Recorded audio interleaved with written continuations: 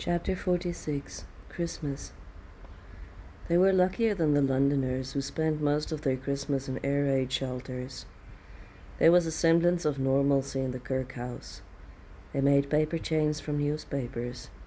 Tim dipped rosemary and mistletoe in Epsom salt solution, so that when they dried they had a frosty glitter. They had roast rabbit and potatoes. Eleanor had wrapped 2 large wheels of goat cheese. She got homemade soap from Janice, an item of value under rationing. They each had a splash of the last of Tim's whiskey.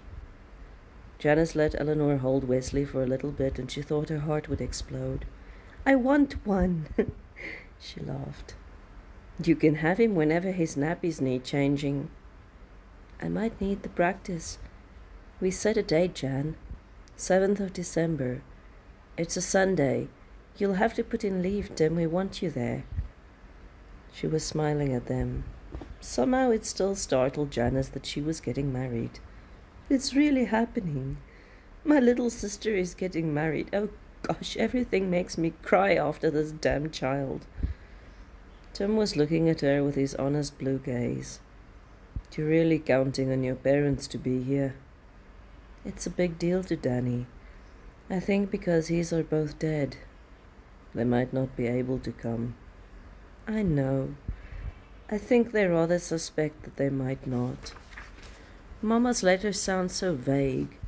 Maybe Wesley will change it, but I think Daddy's really worried about a sea voyage. But who knows what can change in a year. I just don't want to wait any longer.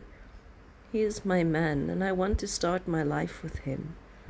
It's just the worst loving someone so much and living apart." "Have you started getting things ready? Like what you're going to wear and a trousseau chest?" "Not really. I spent most of the last few months getting a goat breeding herd together. A bit unconventional, but it's what I want to do with my life." "You are such a strange girl, Eleanor." "But I'm not really, Jan. I know it's unexpected, but I love what I do, and I think it's where I'm supposed to be in the world." "She's found what makes her happy, Jan. I think it's a great thing." "Thank you, Tim." She smiled at him. "You know, I understand. My parents were both librarians, and they just thought I would be the same as well. My mother was horrified when I became an airplane mechanic. You have to do what makes your heart content, even if it's strange to everyone else." Wesley started fuzzing, and Jan took him back, shushing him. "Dear Mother and Father, a Merry Christmas to you. Although, of course, you'll only receive this much later. We had a wonderful day. Our pilots couldn't join us, but I did make a small batch of cookies with some sugar I'd hoarded and gave it to Danny at the gate. We're getting married the 7th of December, and I so hope you'll really be able to be here. But I don't want to wait any longer than that. Wesley is not good for my heart at all. I want one of my own. And I want to see Danny look at me the way Tim looks at Jan and Wesley. He just broke my heart the other day when he said he wished his mother could have met me. It sounds like she was such a wonderful woman from the way he describes her. I know I would have loved her too. My little goat herd is coming along so well. I'm sending you a picture of me learning how to show Lancelot if there should be shows again.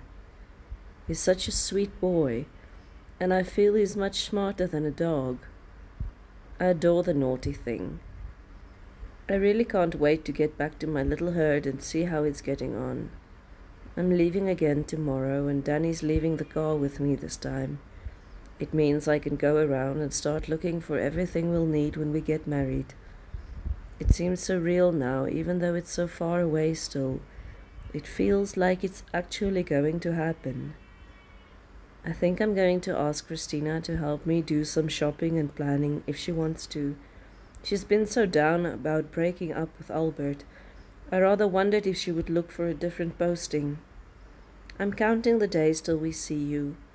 All my love, and look after yourselves. Eleanor.